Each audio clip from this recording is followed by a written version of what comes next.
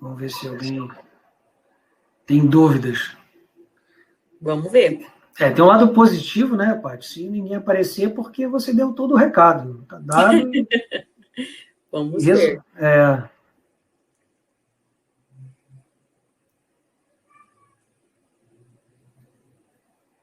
Que muita coisa pinta na execução, né? Quando a gente está fazendo ali os mapeamentos, começa a colocar os itens, aí que vem as dúvidas, né, Geraldo?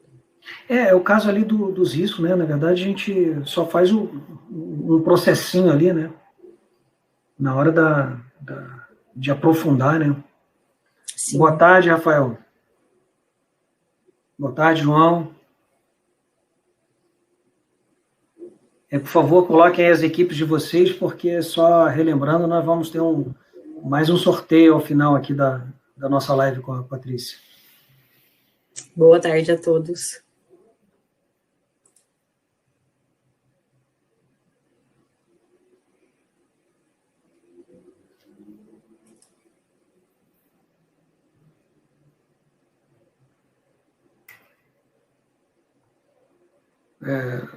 João tá aí, João é da equipe 20. Legal.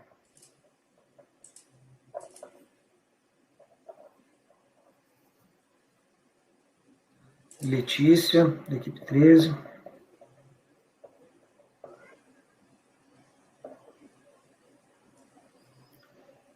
Rafael, você é de que equipe, Rafael? Puder colocar aí no nosso chat, por favor.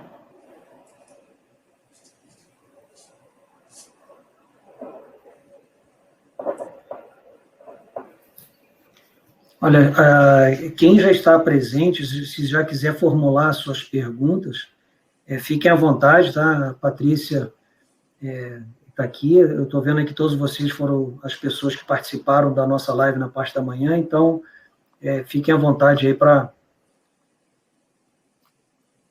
Rafael é mentor, legal. Isso aí, estamos à disposição aqui, tá? Se quiserem já ir mandando suas dúvidas, já vamos embora.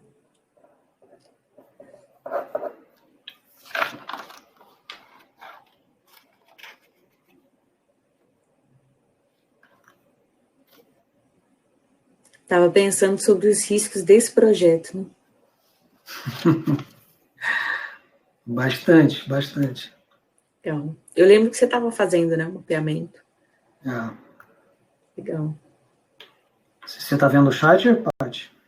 Tô. Uhum. Então, chegou uma da Danúbia. Dúvida. O orçamento para entrega tem que ser detalhado? Danúbia, olha só. Para o PM Canvas, como a ideia, né, é a apresentação da proposta do projeto, ele pode ser feito de forma macro.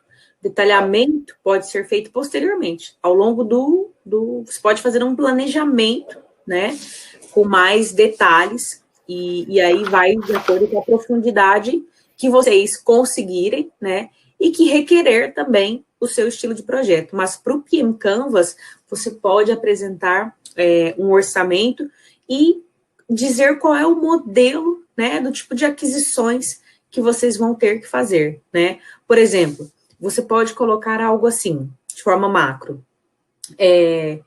Avaliando aqui, né, os requisitos do projeto, a gente identificou que o nosso custo total para o projeto é de R$100.000, por exemplo. Vai colocar lá, R$100.000, né? Você pode quebrar e justificar por grupos de entrega, por exemplo. Para a fase de iniciação, eu vou precisar de tais entregas, vou gastar 10 mil. Você poderia estruturar, né, na forma de pacotes de entrega, quanto seria por pacote também, né, uma outra forma de colocar esta informação para quem for, né, receber, fica bem visual. E você pode dizer, em relação a aquisições, sim, vou precisar, né, de fazer contratação de terceiros, etc., e a decisão é por fazer esse tipo de processo com equipe externa, ou você pode dizer, não, nós tomamos a decisão de fazer, 100% vai ser feito com equipe interna. Colocaria isso como comentários meramente ali naquele quadro, tá, de custos. Detalhamento pode ser feito posteriormente.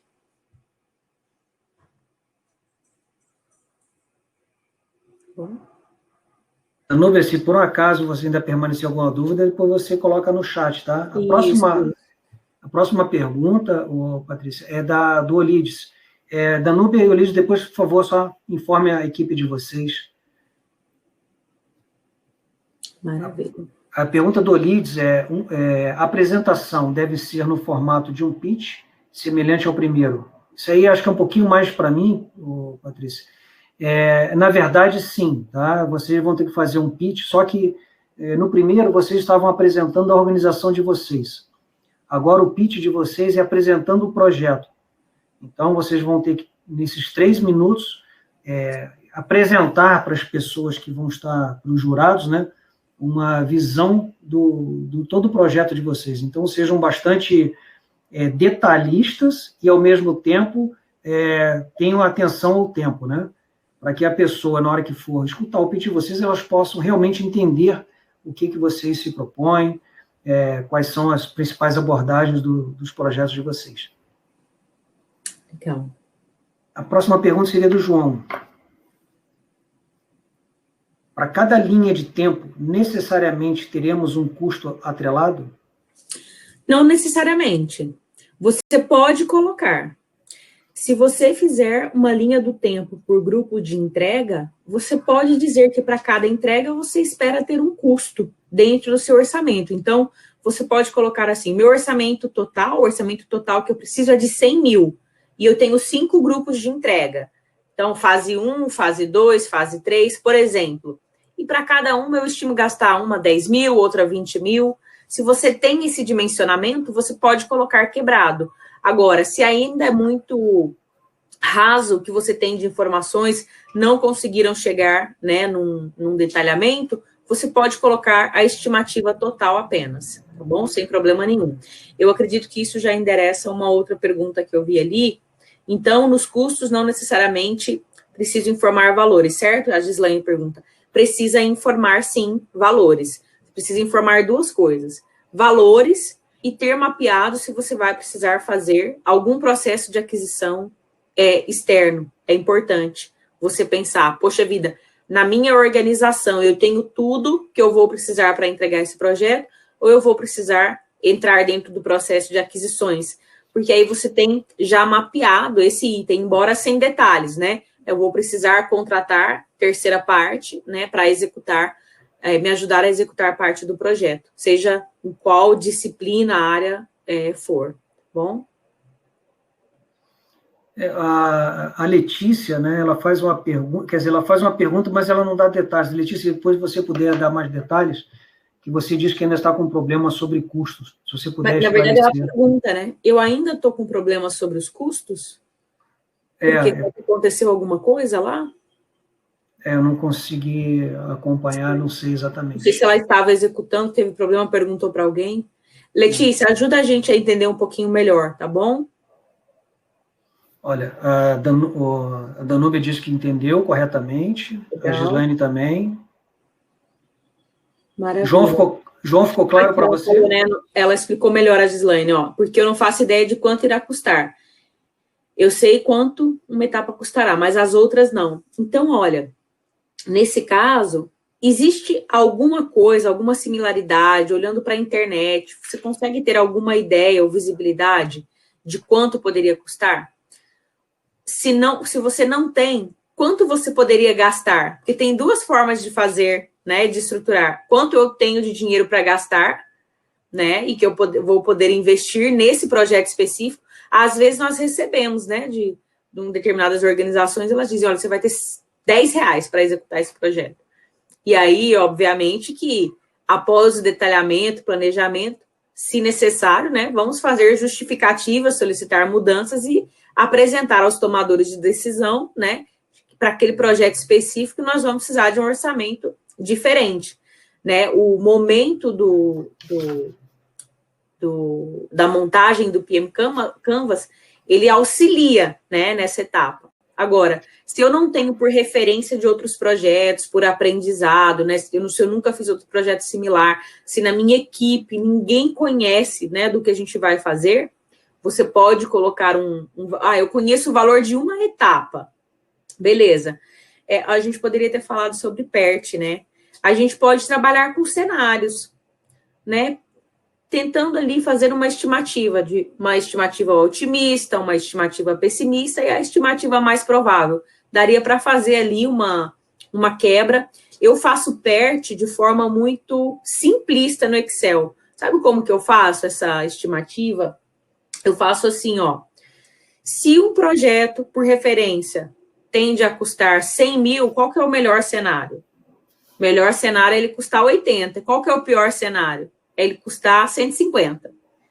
Então, quando a gente desconhece o escopo, a complexidade, quando a gente nunca trabalhou, a gente sempre vai no pior cenário, né? Então, eu diria para você assim, estipule um valor, né, com base em algum conhecimento, dê uma boa pesquisada na internet, converse com outras pessoas e monte uma estimativa que faça sentido. O meu projeto é o quê? É um evento? Geralmente, quanto há de custo para eventos de X pessoas? Com certeza existe referência na internet. O meu projeto é estruturar uma sala. O que vai ter de estrutura lá? Eu vou reformar uma sala de estudos para as crianças. O que vai ter nessa sala? O que eu vou ter que reformar? Pintura de um cômodo, eu vou ter que colocar piso, por exemplo. Então, o que vai ter lá nesse projeto, né, que eu vou executar? Gente, vocês podem fazer uma estimativa. Quanto custa uma tinta? Quanto custa o dia de um pintor, né? Então, façam uma estimativa sem medo de errar.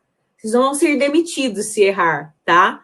E deixa ali um asterisco. É uma estimativa. Vai precisar ser melhor detalhado depois, porque à medida que for fazendo planejamento, né, mais detalhado, for ali colocando as informações, vocês vão precisar, né, das referências e depois vão ter mais tempo para fazer essa estruturação do planejamento e dentro do monitoramento e controle, dentro da própria execução do projeto, vocês podem revisar isso, tá? Não é porque você está dizendo agora que vai custar 100 mil, que vai ser para sempre 100 mil.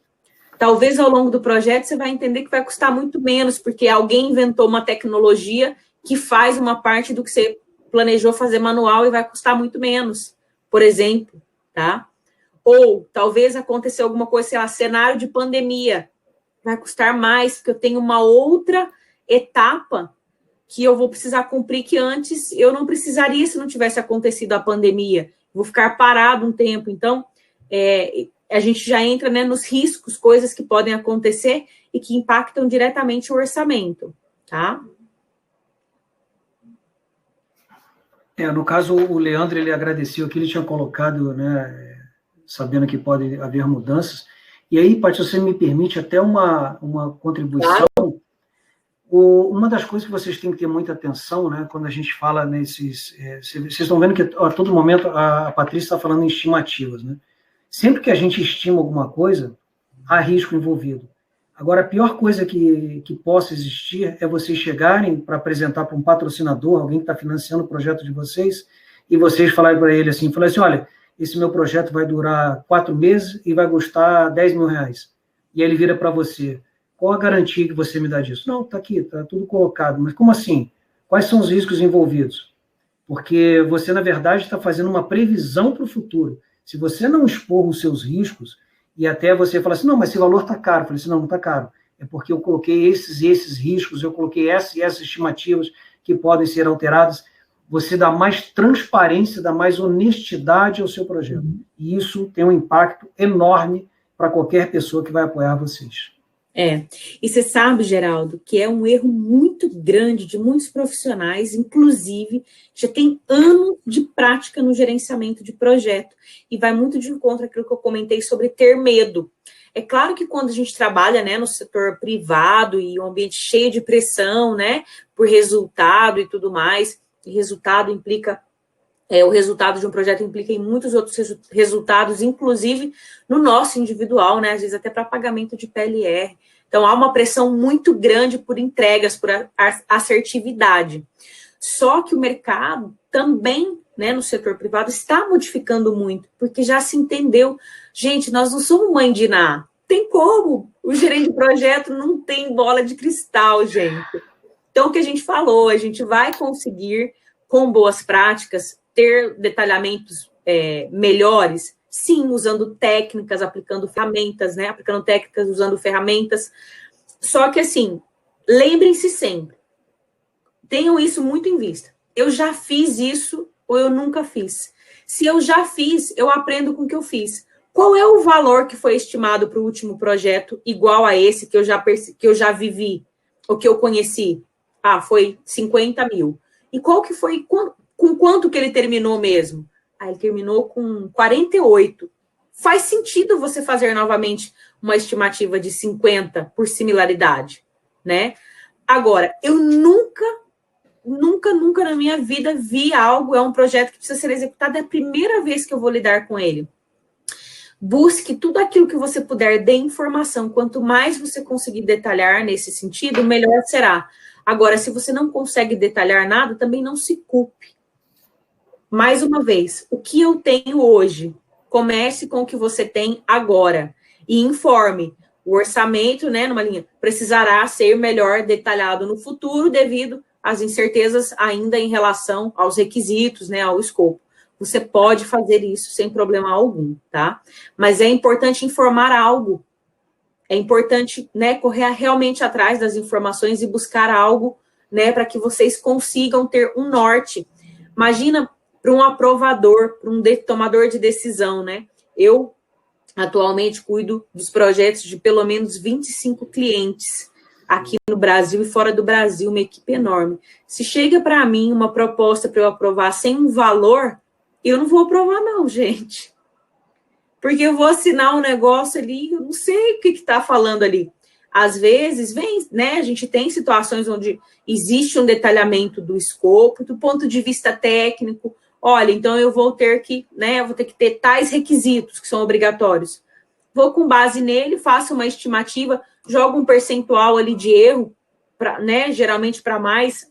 Entenda qual o percentual, né, que poderia te dar uma margem bacana nesse sentido do desconhecido, 15%, 30% do que você estimou em relação a custo, né? E coloque. Agora, não tenha medo de se comprometer com o valor, porque se ele mudar, né, isso pode e vai acontecer. Seja para mais, seja para menos. Eu vou te falar, eu nunca entreguei, sabe Deus quantos projetos eu já fiz. E eu nunca entreguei ele no valor dos centavos, gente. Tem mudança ao longo do tempo, né? A não ser que seja assim, eu ia falar assim, a não ser que seja um projeto de fazer um churrasco. Mas mesmo um projeto de fazer o churrasco, às vezes muda o requisito. Você convidou alguém e lá dentro daquela família que você convidou, tem alguém que tem alguma restrição alimentar. Você vai precisar mudar alguma coisa que talvez você não estava acostumado a mudar, ou que não fizesse parte da sua realidade, é uma variável nova que surgiu e você vai ter que lidar com ela e fazer outras compras ou comprar outros produtos para fazer uma adequação para aquele churrasco, para receber melhor, né, aquela pessoa. Então, é isso. Qual foi a mudança que teve? Foi drástica? Não, você não vai ter que fazer um churrasco novo. Você vai ter que incluir alguns itens no seu churrasco. Então, nesse sentido, você pode colocar ali um percentual, né, que você pode considerar como margem de erro para aquele cenário específico, né, Geraldo? É o que as pessoas chamam da reserva gerencial, né, Paty? Reserva gerencial. Termo técnico aí, muito bem colocado.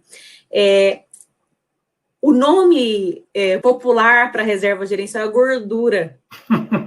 Mas tem GP que não gosta de usar, não. Fala assim, colocar uma gordurinha aqui nesse cronograma, colocar uma gordurinha aqui nesse orçamento, né? Então, às vezes é necessário. É o ideal, é o que o que a gente deveria fazer, é a melhor prática. Dizer para vocês que não. O ideal seria a gente realmente, né, ter ali condições de fazer uma estimativa mais realista. Mas vamos ser realistas e vamos, né, olhar para o cenário que, dada a complexidade, às vezes o ineditismo daquela situação vai ser um cenário desconhecido e vai precisar, né, partir de uma estimativa básica, né, sem aprofundamento. Tem uma pergunta aqui, é da Maiara, né, na sequência, né? Planejamento de custo pode variar durante o percurso do projeto. principalmente quando é de longa duração. Tem como ter uma reserva de custos nos custos?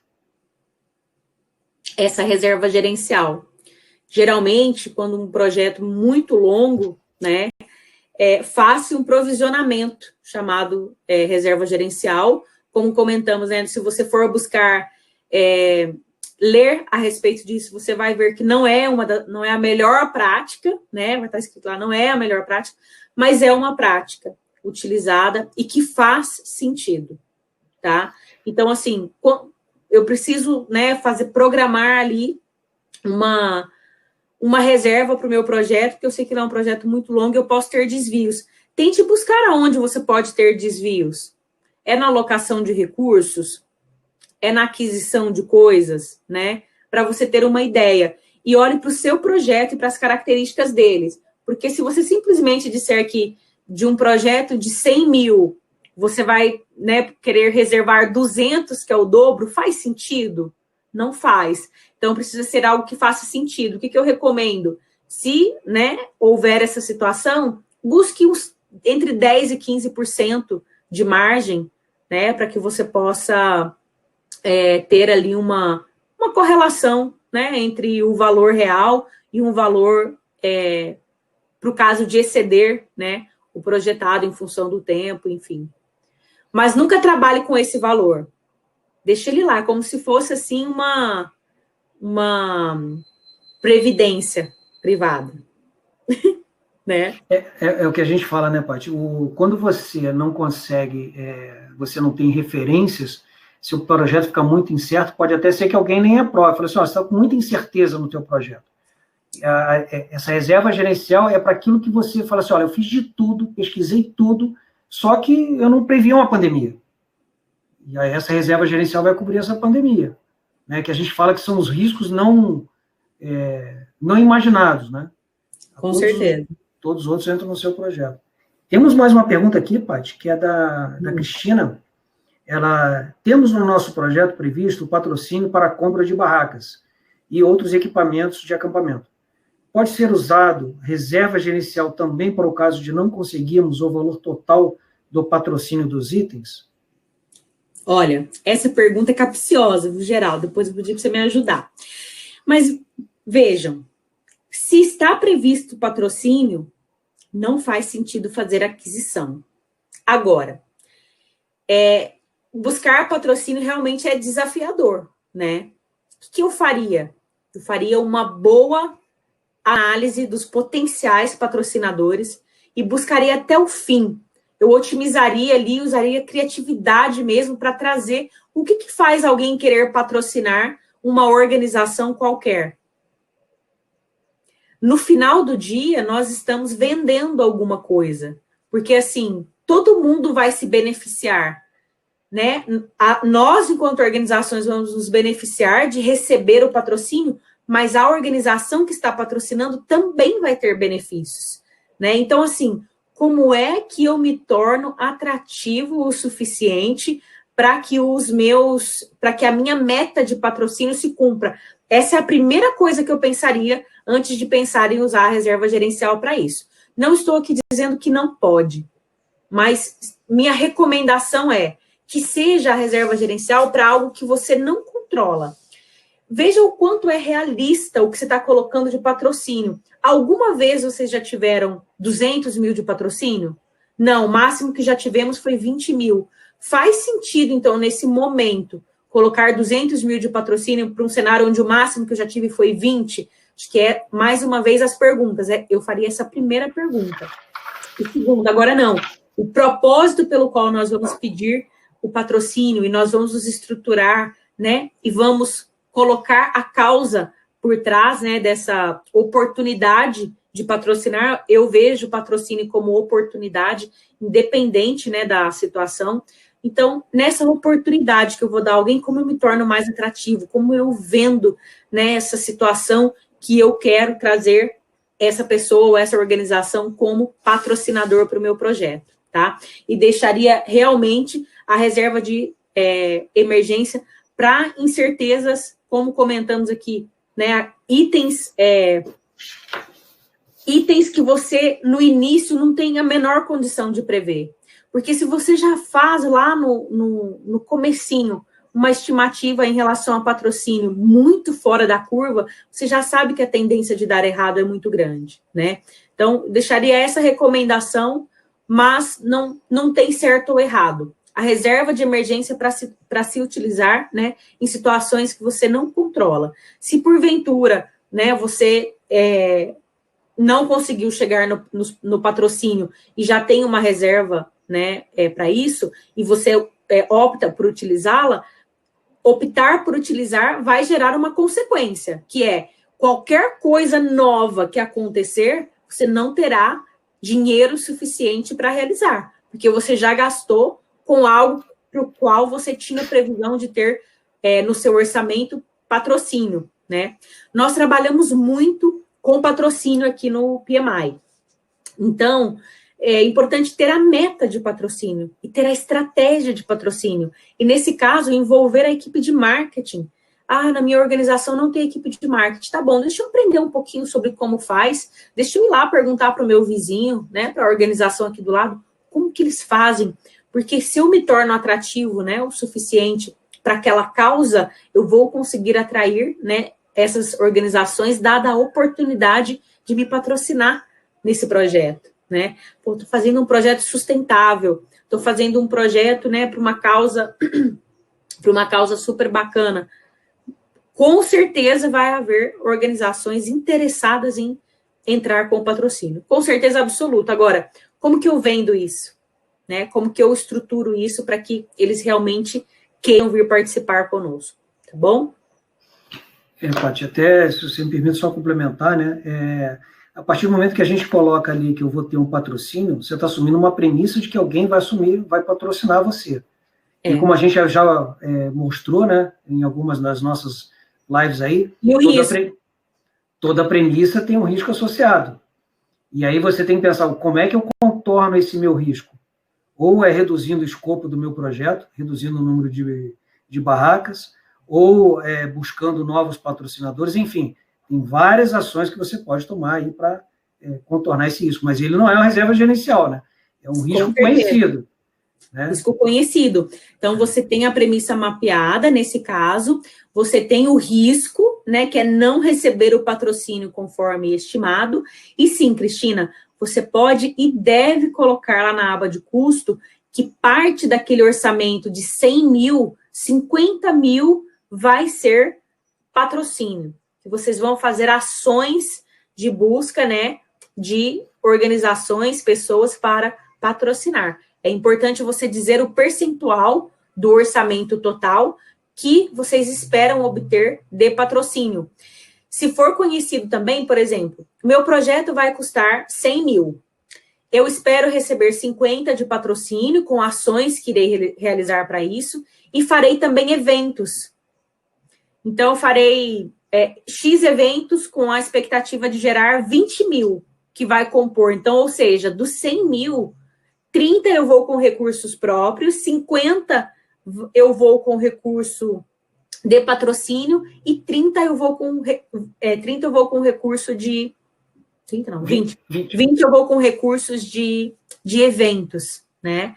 Então, você pode sim colocar, e é importante ter isso, porque ali você já sabe, pô, eu vou fazer um projeto, mas é um projeto que eu não tenho dinheiro. Então, antes de começar o meu projeto, tenho outros subprojetos, né, que eu vou precisar executar, porque cada evento é um projetinho, né, no caso de ser um evento. O fato de você buscar patrocínio também vai requerer um planejamento, né, planejamento de quais são as instituições, eu já tenho instituições parceiras, não tenho, né, eu vou ter que fazer quais as instituições que poderiam se interessar por esta causa, como eu vou acessá-las, quem são os contatos, né, vai exigir um trabalho inicial, né, para poder fazer essa captação de recursos. Bom? Depois nós temos aqui a pergunta, fazendo a sequência aqui. Coloquei como risco a possibilidade de crise econômica que pode afetar o valor do projeto. Perfeito. E você tem alguma resposta para esse risco? Lembra que a gente falou? Aceitar, mitigar, transferir. Importante ter, né? Se existe uma resposta conhecida que você daria, é importante. Ou não tem uma resposta conhecida, mas se acontecer, crise econômica, o que vai acontecer com o meu projeto? Vamos pensar sobre isso. Se isso ocorrer, quais são os impactos nesse projeto específico, né? Acredito que nem todos os projetos, com certeza, poderiam, né, ser impactados de alguma forma, mas talvez não diretamente. Então, no seu projeto, se houver esse cenário, vai ter um impacto direto? Existe alguma forma de contornar os potenciais impactos se isso acontecer? Né? Vamos pensar, lá no setor em que eu trabalho, na empresa, nós trabalhamos com serviços, prestação de serviço. Quando aconteceu o cenário da pandemia, nós precisamos continuar entregando os serviços. Então, percebam, eu não controlei a pandemia, mas eu consegui lidar com os sintomas da pandemia e eu consegui endereçar a necessidade da minha organização, dos meus clientes, mesmo com a pandemia. O que nós fizemos? Reestruturamos o modelo de trabalho. Então, em menos de um mês, 100% das pessoas já estavam trabalhando de forma remota. Nós fizemos uma solução de contorno, né? Ou seja, nós reduzimos os sintomas, nós, né, melhoramos um pouco o impacto, de forma que algo precisou ser feito, requereu uma adaptação, mas não necessariamente, né, resolveu definitivamente o problema. A pandemia continua, né? Então, é um tipo de cenário onde é possível, né, nós estarmos avaliando tudo o que está acontecendo ali, né, e propondo oportunidades de resposta, tá bom? Então, pense um pouquinho sobre as respostas, e sim, né, é um risco com certeza, tá bom? Patrícia, temos aqui o Leandro, né, que ele coloca: no momento de calcularmos os custos, nossa equipe optou por já colocar um valor um pouco mais alto, como margem de erro. Tudo bem assim? Tudo bem. Tudo bem. Não tem problema nenhum. Veja, lá no final, coloquei lá um valor, margem de erro. Talvez no início eu coloquei, então, 100 mil para o meu projeto, e a minha margem de erro já está inclusa nesse 100 mil, era 10 mil, por exemplo, né? Usei 10% ali de margem de erro, minha estimativa foi 90 e eu coloquei 100 mil. Como eu disse, é a primeira vez que eu estou executando esse projeto, eu não vou conseguir comparar ele com nada, e eu não sou a mãe de Ná, né? E talvez eu não tenha na minha equipe expertise suficiente para usar todas as boas práticas. O que vai acontecer? Eu posso errar. E se eu errar, quais os impactos dos meus erros, né? Eu consigo mapear tudo isso agora? Não. Como aqui a gente está falando, né, do período inicial de proposta, é como se nós estivéssemos lá, né, na etapa do projeto, do TAP, né, onde a gente lançou o termo de abertura. Você tem lá uma linha do tempo macro, né, dizendo, eu tenho expectativa de realizar esse projeto em um ano, né, dados os cenários, dados os requisitos, né, e as peculiaridades dele, eu vou fazer esse projeto em um ano, né, e ele vai custar os 100 mil que eu coloquei. Ao longo desse ano, dentro da execução, vocês vão ter um ou N ciclos, e ao longo desses ciclos, vocês vão aprender com o que está acontecendo com o projeto. Num cenário de muita incerteza, nós, que inclusive utilizamos, né, de forma pura ou até híbrida, os métodos ágeis, né, boas práticas ágeis, é muito falado sobre isso, né, sobre as incertezas. É claro que, assim, lidar com custo, né, é algo muito singular, porque aqui se dobra o valor do orçamento, é algo que realmente vai ser difícil de lidar, mas pode acontecer. E como é que eu vou lidar com isso? Vou propor novos cenários, eu vou pedir mais patrocínio, eu vou lançar novas oportunidades de alguém me patrocinar, eu vou buscar no governo projetos que possam ter para subsídio de projetos como o meu, porque ele tem um cunho sustentável, educacional. e eles acabaram de lançar. Então, fiquem atentos às oportunidades, né, ao longo do desenvolver do projeto, vão detalhando, né, dentro do possível, vão detalhando as etapas, né, busquem sempre alternativas que façam sentido para a organização de vocês. Tem muitas formas de fazer a mesma coisa, né, eu falo que, assim, o exemplo do evento Festa Junina, né? Bandeirinha de papel, bandeirinha de lantejoula. Cada uma vai ter um preço, ambas são bandeirinhas, né? A decisão do que e como fazer vai fazer a diferença. Então, no detalhamento, coloque essas informações. E outra coisa, independente de esse projeto ser executado, né, posteriormente de forma estruturada, de forma híbrida, ou de forma simplesmente dentro do conceito ágil, que eu digo para vocês é assim, o detalhamento documental, e aqui documento, não estou falando de burocracia, gente, estou falando de ter em algum lugar, escrever, né, em algum lugar, porque talvez no projeto, ao longo do ciclo dele, vai haver muitas mudanças de pessoas, né, principalmente organizações que têm muitos voluntários. Então, esse detalhamento mínimo requerido, ele vai auxiliar muito, né, ao longo do projeto, para que vocês tenham as informações de como é que se chegou naquela informação, naquele valor até aquele momento, né, e o que foi se aprendendo ao longo do tempo, né. Então, assim, não sei se os meus colegas, né, já falaram com vocês sobre dentro do processo, dos processos dentro de cada projeto, né, é possível a gente, em cada etapa, utilizar boas práticas simples, como comentei aqui, cerimoniais estruturados, né, que ajudam a validar, poxa vida, estou rollouteando ali, né, dei go live no meu dei kickoff, né, no meu projeto, comecei ali o planejamento e tudo mais, e à medida que comecei, fizemos aqui uma, né, nossa reunião de status semanal, e a gente identificou já, junto com a equipe, itens que vão precisar de mudança, já deem respostas às mudanças e já enderecem cada um desses itens. Riscos, custos, linha do tempo são itens muito dinâmicos dentro de um projeto. Não pensem que vocês vão chegar lá com a data, olha, meu projeto vai começar 1 de janeiro de 2021 e vai terminar 31 de dezembro, né, de 2021. Gente, pode acontecer? Pode.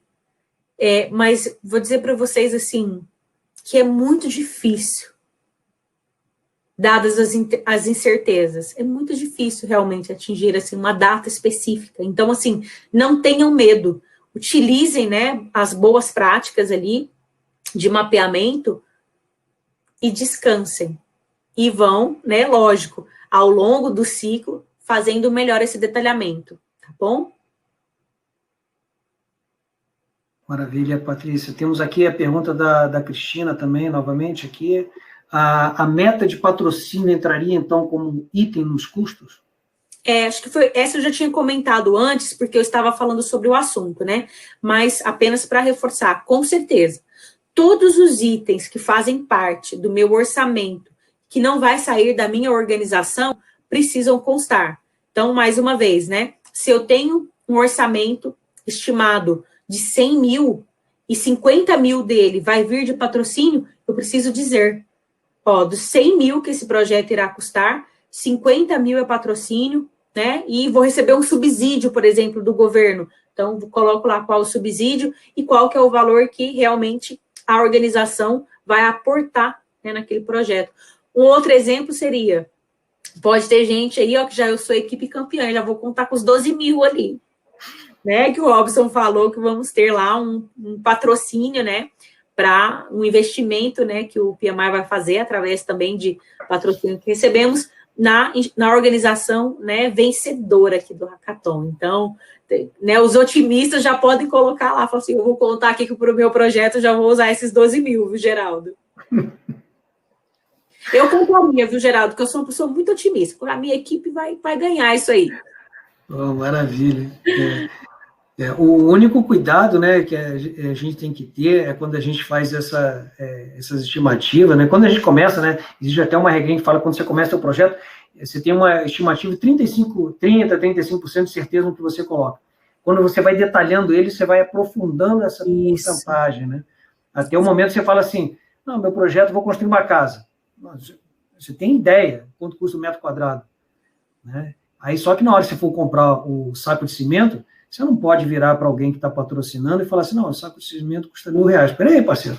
Está comprando aonde esse saco de cimento? Na Suécia? Você não... Porcelanato, né? Tem o de R$30 e tem o Porto Belo lá de 200. Não, gente, a diferença é absurda. Por isso que é interessante, né, entender o que seria o mínimo aceitável. Que se eu conheço, né, os requisitos, eu posso especificar, né, de que tipo eu vou querer. Então, se for conhecido, já especifique, porque isso vai melhorar, né, a margem de erro, tá? Observem, eu não disse resolver, vai melhorar, tá bom?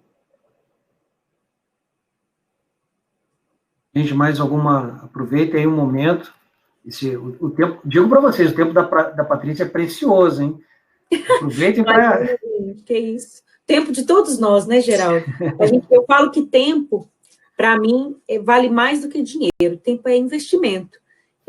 Geralmente, quando eu falo sobre tempo, eu falo sobre investir, né? Tenho certeza que cada um, né, que está aqui conectado conosco, que está participando do Hackathon, está investindo seu tempo, né, nesse propósito, que é super bonito, e eu também, viu? Porque aqui é sobre dar e receber, né? Eu acho que já recebi muito, né, da organização, da instituição, né, PMI, e recebo o tempo todo coisas que eu posso aplicar no meu dia a dia, né? Recebo de clientes, e assim, nada melhor do que a gente poder estar aqui e aprender uns com os outros também. Né?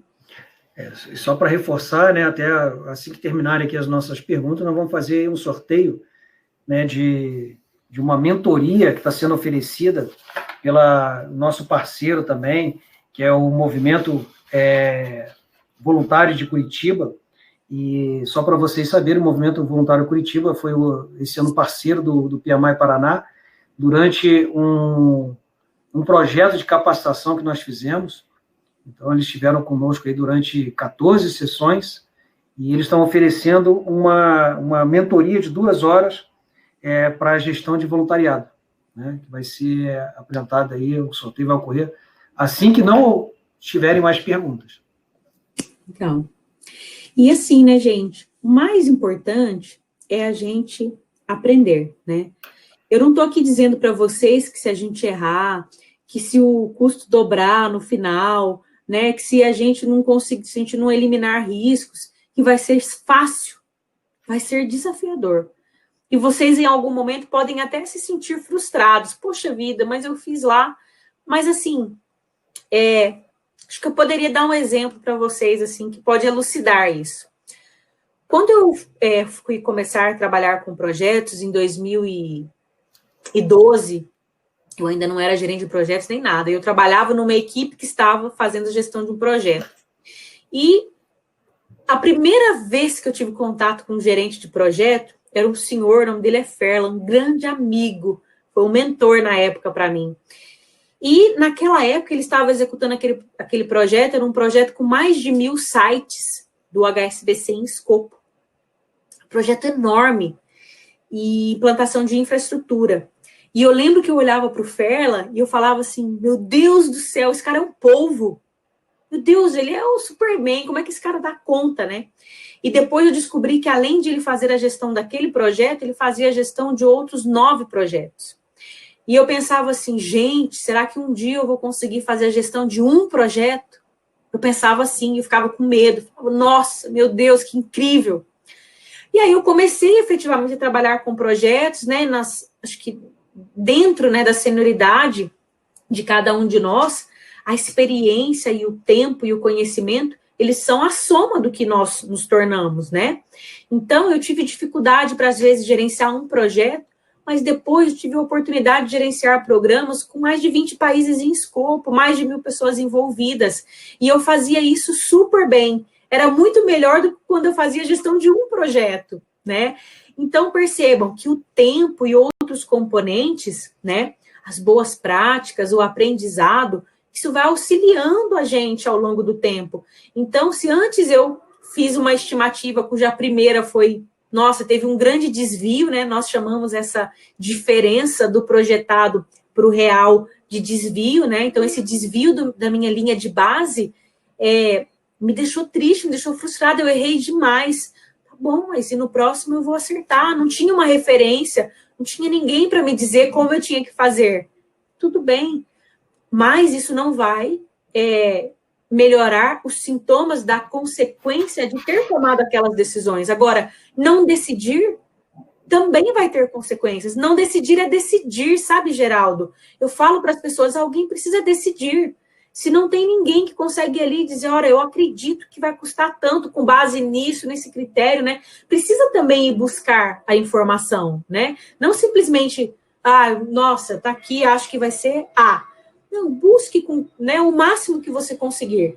Mas esteja aberto a não se frustrar, né? Se realmente não acontecer da forma que você planejou, né? E ao invés de ficar com o sentimento de frustrado o tempo todo, porque assim é normal. Estou me sentindo frustrado, recebo, aceito. Agora, o que eu vou fazer com essa frustração? Eu vou continuar frustrado aqui, vou cancelar o projeto? Talvez eu chegue a essa conclusão, porque se dobrar eu não vou ter condições de fazer, porque talvez com a pandemia deixou de fazer sentido, não posso fazer evento. Se meu projeto é evento, deixou de fazer sentido. Ele pode, né, que ser colocado on hold, né, tem que ser paralisado, ou ele precisa realmente, vai precisar ser cancelado, né? Então, assim, aprender a lidar, né, com as frustrações, os medos, os receios nesse cenário de projetos é muito importante, porque nós estamos lidando aqui com variáveis, né, que ao longo do tempo elas modificam muito, né? Cada cenário. Então, é isso. Tem mais uma pergunta aqui, Patrícia, da Maiara, né? E o tempo de voluntariado não tem custo? Então não coloca, né? Você pode dizer qual é a representatividade de coisas que serão feitas por voluntários dentro do seu orçamento total. Então, por exemplo, nós assumimos que esse projeto vai ser feito 100% com mão de obra voluntária. Então, eu não vou ter custo de mão de obra para execução. Agora, e as outras coisas? Eu vou precisar comprar algo? Eu tenho tudo que eu preciso na minha organização? Então, assim, é importante buscar representar em percentuais quanto do orçamento, né, que é representado por mão de obra de voluntários, né, e que você não vai precisar considerar. Então, mais uma vez, vamos voltar no 100 mil. 100 mil, 50 mil é patrocínio, 20 mil é um aporte, né? Os outros 30 mil vai ser como? Então, 10 mil ali é a minha reserva de emergência, dos 20 mil que ficaram faltando, 10 mil seria só para mão de obra. Já que eu avaliei e não preciso contratar, eu vou colocar esses 10 mil aqui como parte também da organização e vou referenciar. Esses 10 mil em relação à mão de obra, que vai ser voluntária, tá? Nós fazemos muitos projetos, assim, aqui no PMI, a gente trabalha muito com eventos, né? Por exemplo, esse evento aqui, ele teve um orçamento. E nesse orçamento, assumiu-se que a mão de obra para a execução seria nossa. Então, nós não colocamos, né, mão de obra aqui para execução, para mentoria, né? Então, tudo isso, imagina se nós tivéssemos que contratar palestrantes, né? Optamos por buscar, dentro dos nossos contatos, né, da nossa rede de contatos, os palestrantes para esse evento. Dessa forma, a gente não tem custo. Então, isso é até algo bacana para vocês. Se dentro do projeto de vocês for ter eventos, né, vocês podem buscar dentro do próprio evento patrocínio. Por exemplo, eu vou buscar, eu quero que tenha música no meu evento. Você pode desde contratar, ou você pode até buscar pessoas que tenham interesse em fazer como uma troca. Eu não consigo te dar dinheiro, mas eu consigo ir lá e fazer um show para você, para que no evento você consiga arrecadar dinheiro. Então, tudo isso já sai fora do orçamento, né? No sentido, está no orçamento, mas é um dinheiro que você não vai precisar buscar ou patrocínio ou fazer, né, o pagamento, tá bom? Até, Patrícia, me permite também complementar, às vezes as pessoas se perguntam, mas a minha organização ela tem uma sede, ela tem uma estrutura que funciona, e como é que eu vou colocar isso no meu projeto?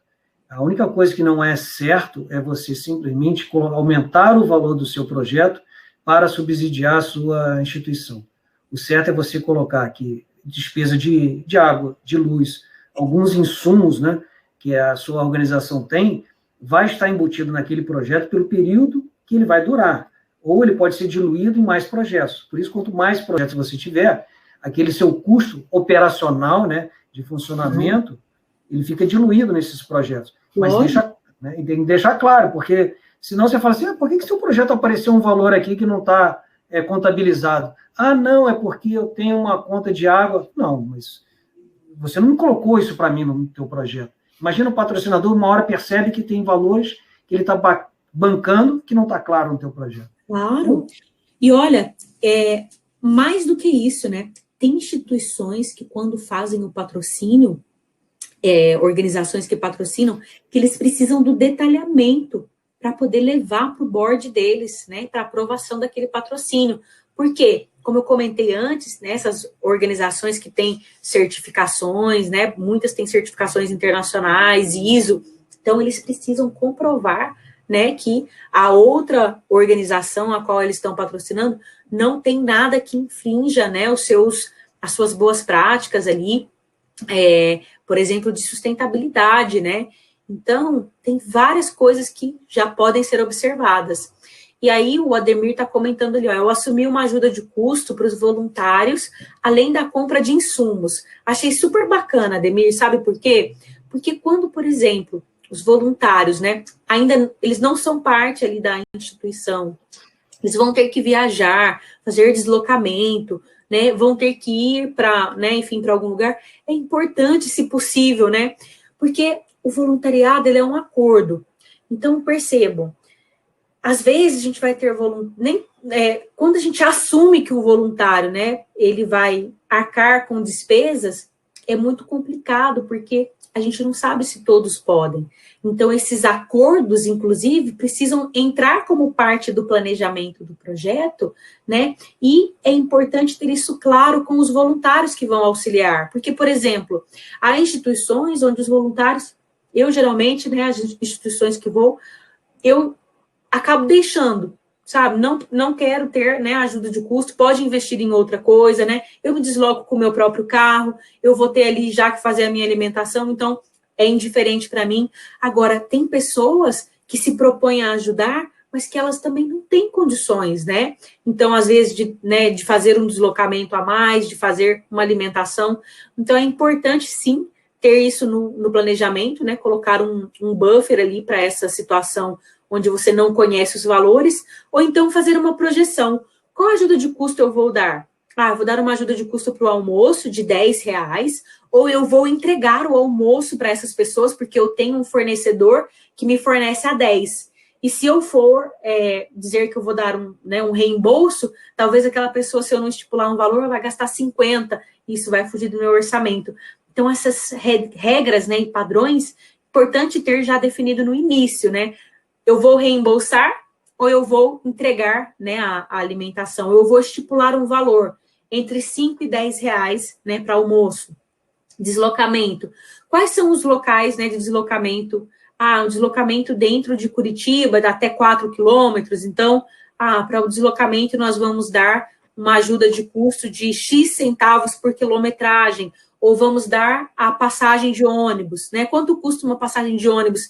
Tá vendo que fazer essas perguntas já vai ajudando para que tenha respostas que vão compondo o detalhamento do custo? Se eu vou oferecer somente, né, a passagem de ônibus, quanto custa uma passagem? R$1? E quanto vai custar passagens por 30 dias para 10 recursos? É só fazer a conta, né? E já tem ali uma informação um pouquinho mais detalhada. Muito bom, tá, Ademir? É isso mesmo. Maravilha. Gente, o tempo passa muito rápido, já passou 1 hora. O Patrícia até já desisti de arrumar. Vocês me perdoem, tá toda hora aparece ali, equipa participantes. Eu já escrevi várias vezes equipes e só sai equipa, não sei o que é. Me perdoem, mas essas são, por enquanto, as equipes que estão aí concorrendo ao nosso sorteio. Legal. Quer partir por sorteio? Se não tiver mais nenhuma pergunta, temos mais 5 minutinhos aí, Geraldo. Então, vamos lá, vamos para o sorteio. Mas, olha, caso vocês ainda tenham algumas dúvidas, mais uma vez eu faço a propaganda aí dos nossos mentores, tá?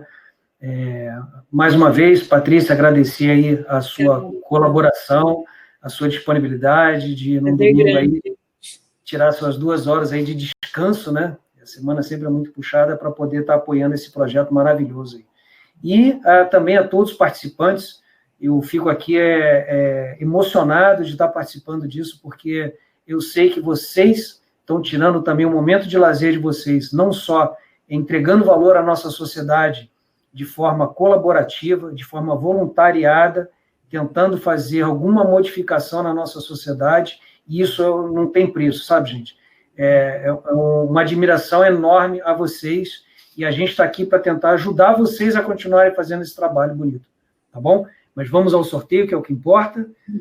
Curvam-se os tambores. Eu queria ganhar também, gente. Eu adoro ganhar coisas, ganhar presente. Vamos lá, vamos ver quem vai ser. Por favor, o vencedor, coloque aí o nome da sua instituição.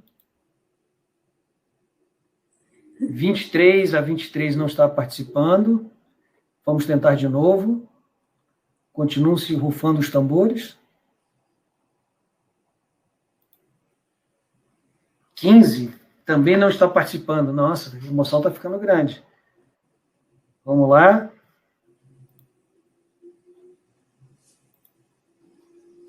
22.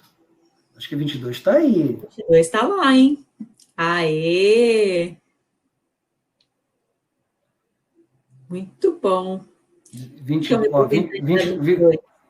22 está aí.